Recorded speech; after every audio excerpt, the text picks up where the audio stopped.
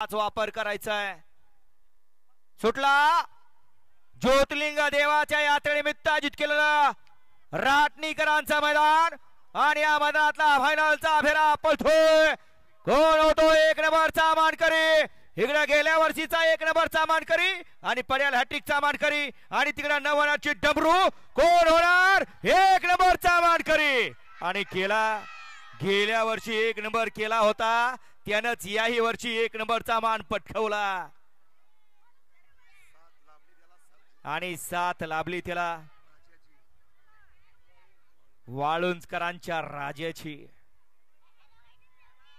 एक काळी काळ गाजला होता बाब्यानं, बाब्यानंतर आता त्यांचं नाव काढतोय तो राजा।